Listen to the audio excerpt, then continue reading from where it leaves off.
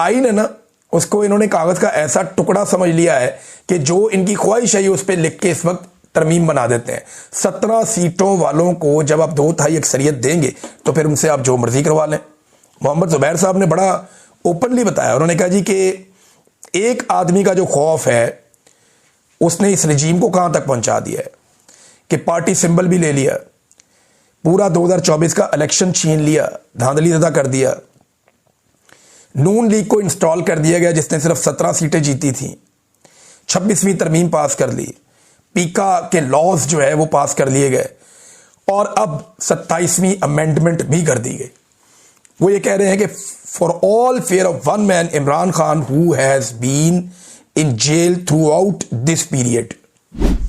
ये सारा कुछ इमरान खान के डर की वजह से किया गया जो इस सारे दौरानिये में जेल के अंदर रहा।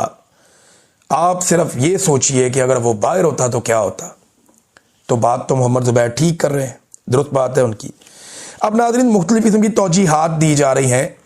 ये इसको ना जहां पे भी हम बात करते हैं, जिससे भी बात सुनते हैं, लोग कह रहे हैं ये एक तरह की बुज़दिली का ठप्पा लगाया है पार्लियामान ने फील्ड मार्शल आसिम मुनीर साहब पे। बुज़दिली का ठप्पा लगा दिया। पार्लियामान को इतनी बड़ी ज़्यादती आसिम मुनीर साहब के साथ नहीं करनी चाहिए थी।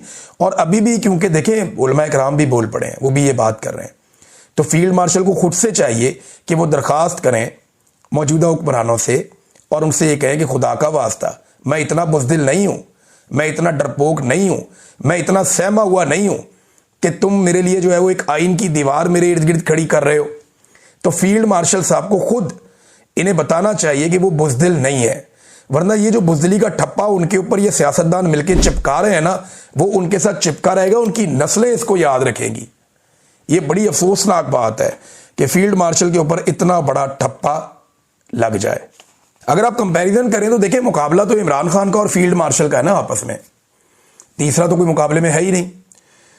तो जरा गौर कीजिएगा, आप एक आदमी जेल में बंद है, 300 मुकदमात हो गए, वो डरता ही नहीं है, खुलकर बात करता है, बार बार कहता है मार दो मुझे, मर जाऊंगा, सरेंडर नहीं करूंगा, गुलामी नहीं करूंगा, नहीं मानता किसी की बात।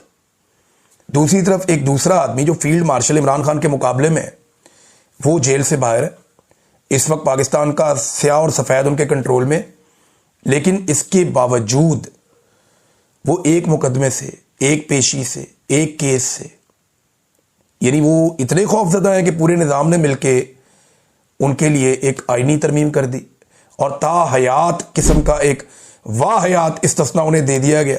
मेरे ख्याल में फील्ड मार्शल को चाहिए कि इनको शटअप कॉल दें और इन्हें कहें कि मैं बुज़दिल नहीं हूं, मुझे ये इस्तिस्ना और ये सारी ज़िंदगी की सहूलतें और मुराद नहीं चाहिए।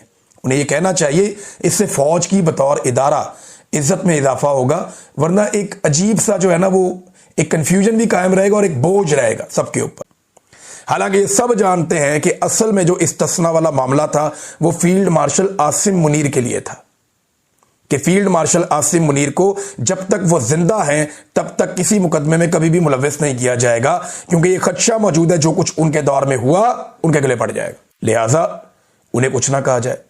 तो असल जो तजवीज़ थी वो ये थी, जो डिमांड थी तरमीम के अंदर, कि फील्ड मार्शल को महफूज बनाया जाए, उनको तहफ़्फ़ुज़ दिया जाए उनके मरते वक्त तक के लिए। ये तो पीपल्स पार्टी के सामने जब आई तो उन्होंने कहा जी फील्ड मार्शल को तो कर रहे हैं, हमें भी करने लगे हाथों। तो उन्होंने जरदारी साहब के लिए भी इस्तिस्ना ले लिया। अगर धांधली से हुकूमतें बनानी है, 2 नंबर तरीके से बनानी है, तो दोबारा हुकूमतें ऐसी ही बनाई जाएंगी, कभी पीपल्स पार्टी कभी PMLN। तो वो जानते हैं कि ये ओहदा उनके पास अगर रहेगा तो वो अपने बंदे, मजीद 2-4 बंदे भी अकोमोडेट कर सकते हैं इस ओहदे के ऊपर। लेकिन ऐसा नहीं है, कभी के दिन लंबे और कभी की रातें, ये सूरत हाल ऐसे हमेशा रहेगी नहीं। मुबशर ज़ैदी साहब ये एक जर्नलिस्ट हैं, बड़े अच्छे जर्नलिस्ट हैं, तुर्की में होते हैं आजकल। तो इन्होंने एक बात की और बड़े वसूख के साथ की है। देखिए, खबरें सहाफ़ियों की गलत हो जाती हैं, बाद औक़ात हमें खबर मिलती है, उसकी तस्दीक नहीं हो पाती, हम वो देते ही नहीं। बाद औक़ात खबर मिलती है, उसकी तस्दीक हो जाती है, हम वो खबर शाया करते हैं। बाद औक़ात खबर मिलती है, उसकी तस्दीक भी हो जाती है, लेकिन बाद में पता चलता है सिचुएशन बदल गई तो खबर बदल गई, हालात बदल जाते हैं ना।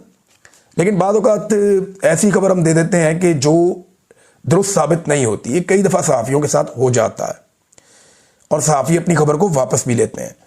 इन्होंने कहा जी मेरी बात लिख लें, ये मालूमात की रोशनी में कह रहा हूं मैं, फील्ड मार्शल सदर बनेंगे और इस्तिस्ना इसी तनाजुर में है पीपल्स पार्टी के बुरे दिन पहले शुरू होंगे और केसेस खुल जाएंगे। फिर नून लीग की बारी आएगी। पीटीआई के लिए सख्त दौर 2 बरस चलेगा।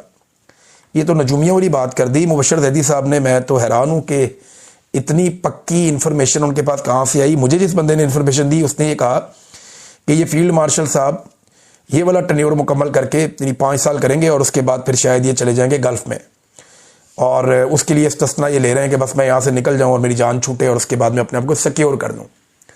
लेकिन मुबशर जैदी साहब कह रहे हैं कि ये तो सदर पाकिस्तान भी बनेंगे। पहले तबाही कम हो गई है, अब वो सदर पाकिस्तान भी बनेंगे। तो सदर पाकिस्तान बनने के लिए वोट कहाँ से लेंगे, सवाल ये पैदा होता है। क्या पीपल्स पार्टी से वोट लेंगे? क्योंकि पीपल्स पार्टी से अगर वो वोट लेंगे तो इसी ट्वीट में उन्होंने कहा कि पीपल्स पार्टी के बुरे दिन शुरू हो जाएंगे। फिर पीपल्स पार्टी क्यों वोट देगी? क्या पीएमएलएन से वोट लेंगे? इसी ट्वीट में उन्होंने कहा कि फिर पीएमएलएन की बारी भी आ जाएगी। पीटीआई अगर वोट देगी आसिम मुनीर साहब को तो फिर तो उनको डूब के मर जाना चाहिए। तो कौन उन्हें वोट देगा? ये वोट कोर कमांडर्स ने तो नहीं देने कि आप सदर पाकिस्तान बन जाएं। वोट तो पार्लियामेंट ने देना है। और आसिम मुनीर साहब की अपनी जाती पॉलिटिकल पार्टी तो कोई नहीं है। अभी पीएमएलएन पे उनका कब्जा है, या जो पीडीएम की जमातें हैं उनके ऊपर उनका कंट्रोल है। लेकिन वो मफाद का है ना मामला सारा, कुछ लो और कुछ दो। अगर पीएमएलएन और पीपल्स पार्टी को फंसा के उनके गले में शिकंजा डाल के वो सदर पाकिस्तान बन जाते हैं तो सदर बनने के बाद क्या वो उतना ही मजबूत रहेंगे? ये भी सवाल है। मेरे ख्याल में अभी बड़ा अर्ली है और हो सकता है कि ये खबर दुरुस्त साबित ना हो, मुमकिन है हो भी जाए। लेकिन मुबशर जैदी साहब ने खबर दी है और बड़े वसूख के साथ कह रहे हैं जनाब ये खबर मेरी ठीक है। अब नाज़रीन, इरफान सिद्दीकी साहब इंतकाल कर गए। अल्लाह ताला उन्हें गरीक रहमत करे, उनके लिए दुआ करनी चाहिए। जो मुसलमान दुनिया से चला जाए उसके लिए दुआ करनी चाहिए, उसकी मगफिरत के लिए दुआ करनी चाहिए। लेकिन बदकिस्मती से इरफान सिद्दीकी साहब ने अपनी ज़िंदगी के आखिरी अयाम तक जुल्म, जबर, फस्तायत, मैंडेट चोरी को तहफ़्फ़ुज़ दिया।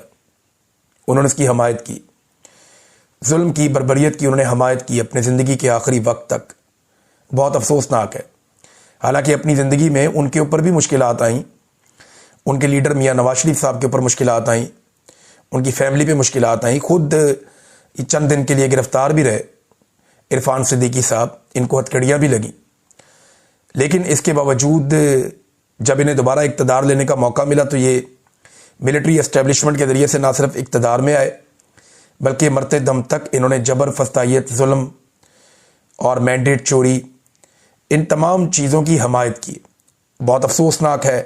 अल्लाह रब्बुल इज़्ज़त उनके लवाकिन को सब्र अता फरमाए और फील्ड मार्शल और आसिफ अली जरदारी के इस्तिस्ना का मामला किसी अंजाम तक पहुंच जाए और इस्तिस्ना उन्हें मिल जाए।